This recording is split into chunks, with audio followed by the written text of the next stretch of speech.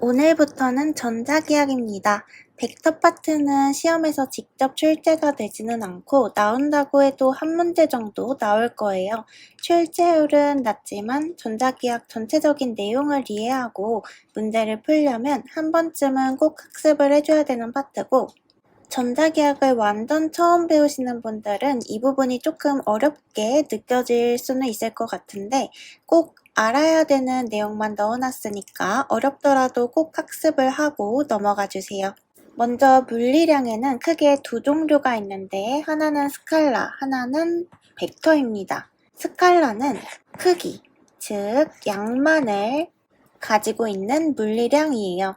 예를 들어서 길이가 10m, 무게가 5kg, 온도가 20도, 다른 거는 전압이 220V, 이런 것처럼 숫자 하나만으로 표현 가능한 값들이죠.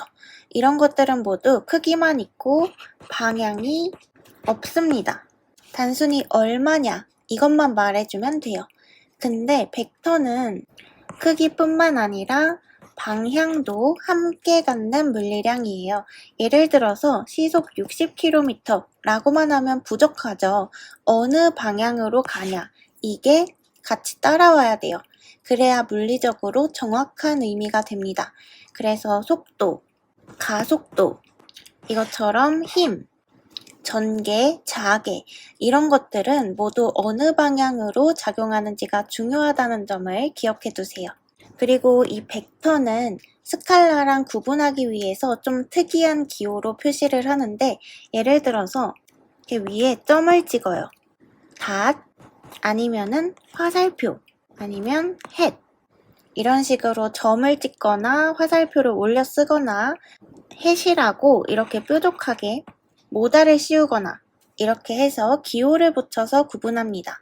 또 우리는 벡터들을 다루기 위해서 공간상 위치, 방향을 정확하게 나타낼 수 있어야 하는데, 그래서 사용하는 게 바로 직각좌표계예요. 직각좌표계는 X, Y, Z 세 축이 서로 90도 직각을 이루면서 공간을 표현하는 좌표계인데, 우리가 평소에 보는 그래프에서 X축, Y축, 그리고 입체로 Z축까지 세 축이 서로 직각을 이루는 3차원 공간을 생각하면 됩니다. 그러면 각 방향을 표현할 때 어떤 기호를 사용할까요? 바로 단위 벡터를 사용합니다. 단위 벡터는 크기가 1인 벡터로 방향만을 나타내요. 예를 들어서 어떤 벡터가 X축 방향을 가리키고 있다면 그 방향을 단위 벡터로 표현할 수 있어요. 단위 벡터는 크기가 1이지만 방향만을 나타내기 때문에 어떤 양이나 값에 곱하더라도 원래 크기에 영향을 주지 않고 단지 방향만을 제시해 줍니다.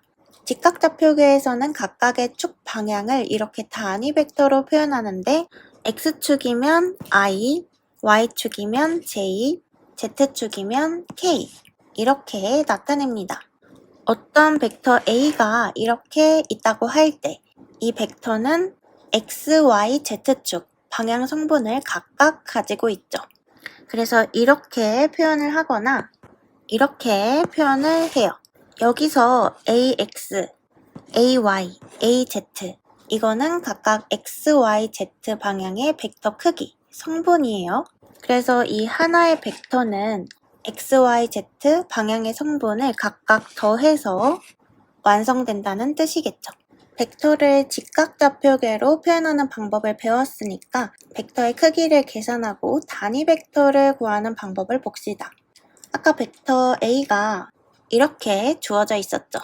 이 벡터의 길이, 그러니까 크기를 구하려면 이 공식을 사용하면 되는데, 직각삼각형에서 빗변의 길이 구하는 거랑 같은 원리예요. 근데 피타고라스 정리를 3차원으로 확장한 거라고 생각하면 돼요. 각 방향의 성분을 제곱해서 더한 다음에 제곱근을 취하면 전체 벡터의 크기가 나옵니다. 크기를 나타낼 때는 이렇게 쓰거나 이렇게 쓰거나 하는데, 보통 그냥 A 이렇게도 많이 써요. 그래서 단위 벡터를 구하는 방법을 보면, 단위 벡터는 크기가 1인 벡터고 방향만을 나타내는 역할을 했었죠. 그래서 어떤 벡터든지 그 벡터를 크기로 나눠주면 단위 벡터가 돼요. 그래서 이렇게 크기로 나눠준다. 문제도 한번 풀어볼까요? 만약에 원점에서 점 A 마이너스 2, 2,1로 향하는 단위 벡터를 구하려면 어떻게 해야 될까요? 시작점이 원점이니까 0,0,0에서 점 A에 대한 거리 벡터를 구하면 되는 거죠.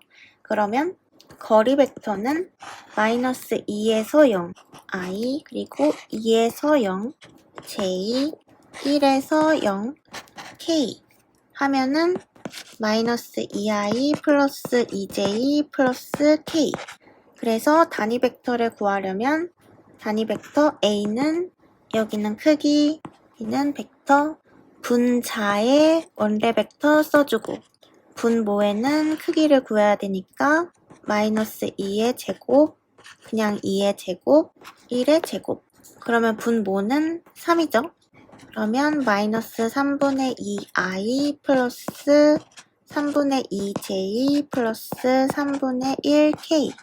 그러면 이게 바로 원점에서 점 A로 향하는 단위 벡터가 되겠네요. 이제 벡터의 기본 연산을 볼 건데 벡터의 덧셈이나 뺄셈에서 가장 중요한 건 바로 같은 성분끼리만 계산을 하는 거예요. X축 성분은 X축 성분끼리만, Y축 성분은 Y축 성분끼리만, Z축 성분은 Z축 성분끼리만. 그래서 두 벡터가 이렇게 주어졌다고 해봅시다. 이 두 벡터를 더하면 X축 성분끼리만 일단 더해야 되잖아요. 그래서 여기 X 있죠? 그래서 AX 플러스 BX, Y축, Z축도 똑같아요. 그래서 AY 플러스 BY, AZ 플러스 BZ. 만약에 여기 실제로 숫자가 있었다. 그래서 AX가 3이었고 여기 BX가 여기 자리에 1이라고 주어져 있었다면 X 성분은 3 플러스 1 해서 여기가 4i가 되는 거죠. 뺄셈도 다른 축이랑 계산하면 안 되고 음수 부호도 정확하게 계산을 해야 되는데 예를 들어서 아까처럼 이렇게 3, 1이었다면 3 마이너스 1 해서 2i 이렇게 되는 거겠죠? 여기는 뭐 2랑 4 이렇게 있었다고 하면 2 빼기 4 해서 마이너스 2가 되는 거고 그래서 덧셈과 뺄셈은 같은 성분끼리만 계산을 해야 한다. 벡터의 곱셈에는 내적과 외적 두 가지가 있는데 내적은 닷으로 그리고 외적은 크로스로 표시합니다. 내적, 닷 프로덕트는 두 벡터가 이루는 각을 기준으로 서로를 곱하는 연산이에요. 결과는 스칼라, 숫자가 돼서 크기만 있는 값이죠. 방향은 없습니다. 내적 계산식을 보면 두 벡터의 크기가 나와 있고 세타는 이 두 벡터 사이의 각도예요. 두 벡터가 평행하면 같은 방향이면 세타는 0이니까 내적이 최대가 되고 수직이면 세타는 90도 그래서 0이 됩니다. 그래서 내적의 성질이 그런 게 있죠.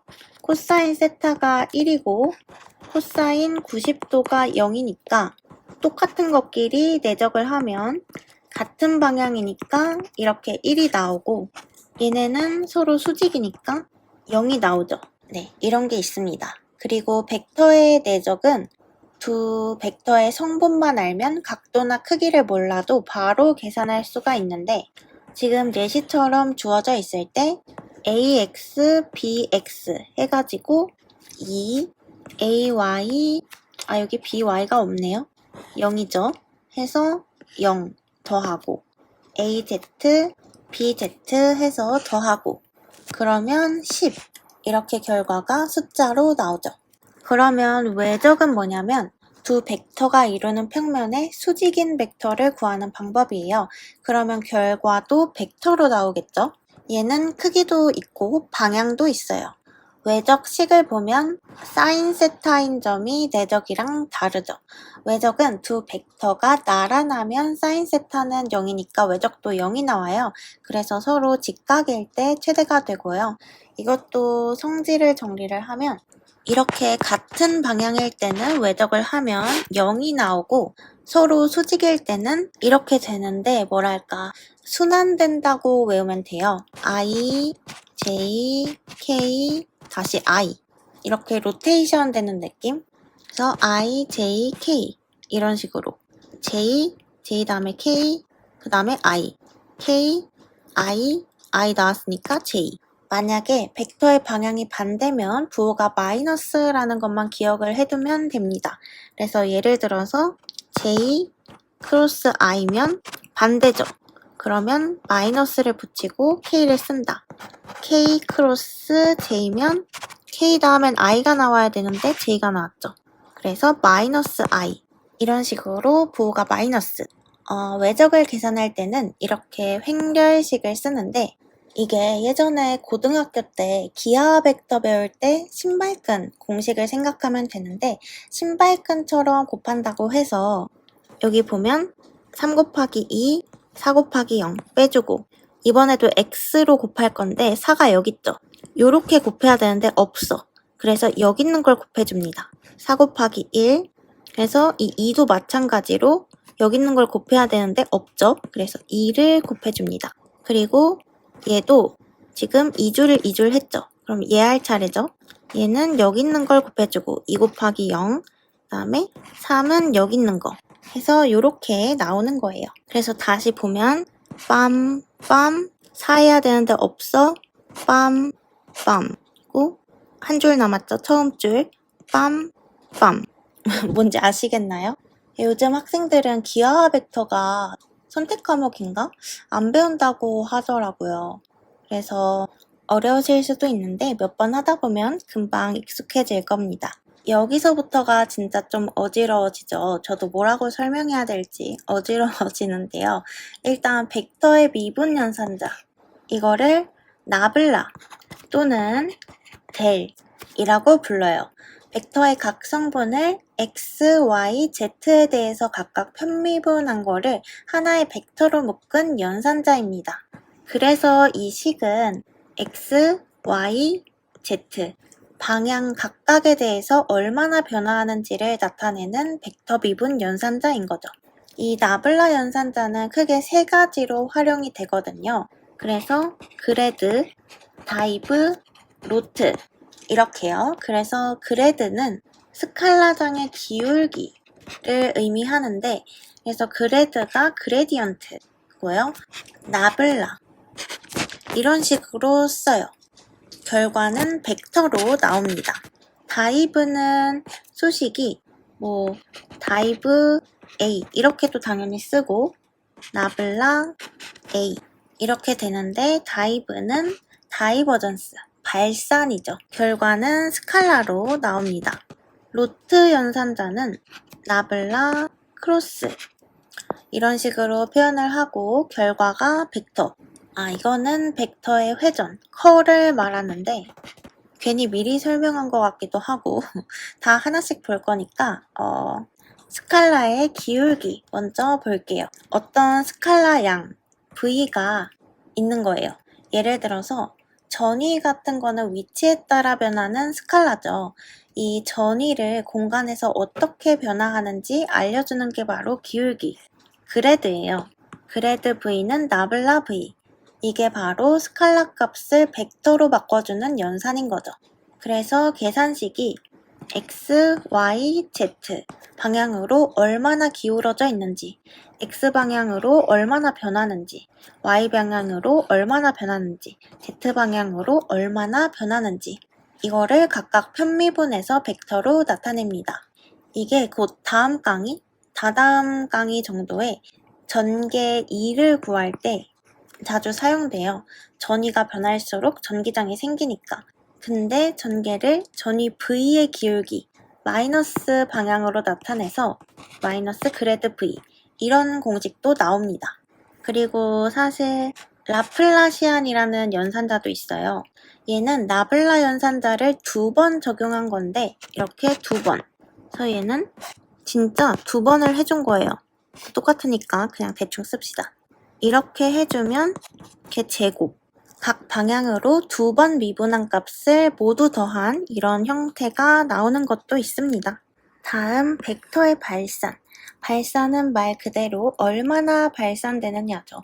어떤 한 점에서 밖으로 얼마나 퍼져나가는지 정도를 나타내는 값이에요.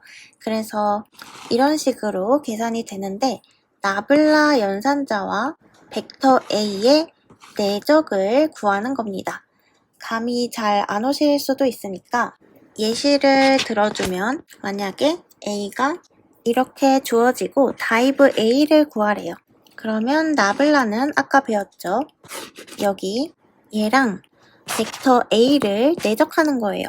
이게 사실 말은 되게 거창한데 실제로는 계산이 어떻게 되냐면 얘를 X에 대해서 미분하는 거예요. 그리고 얘는 Y는 Y에 대해서 미분하고 Z는 Z에 대해서 미분하면 이게 지금 개수인 거잖아요. Z 입장에서는. 그래서 X제곱 Y. 이게 바로 답이 됩니다. 그러니까 각 성분을 자기 축으로 미분한 값을 모두 더하면 된다. 이제 미분연산자 마지막이에요.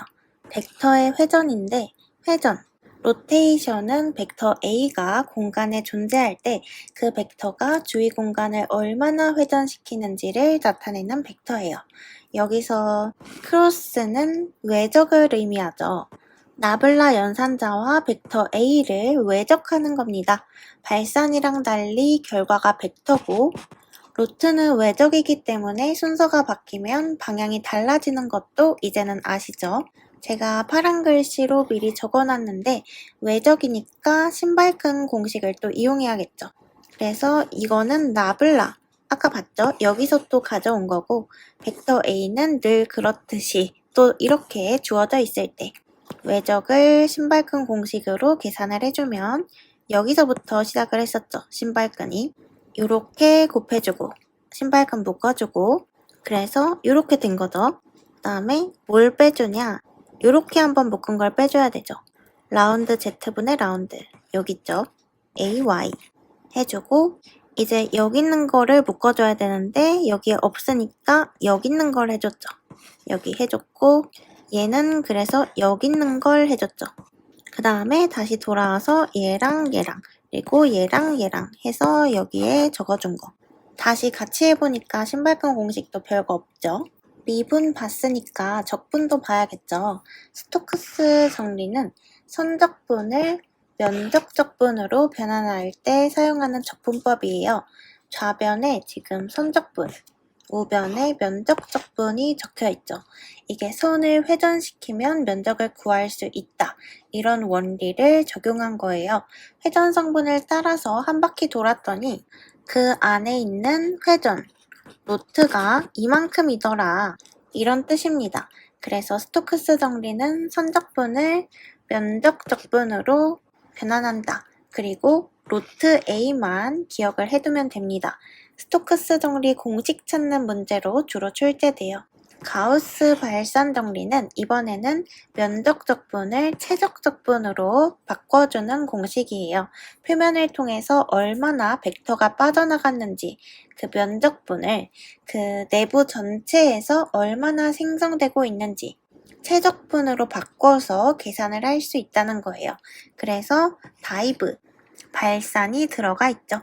이것도 이 정도만 알아두면 되고 오늘 강의는 끝입니다.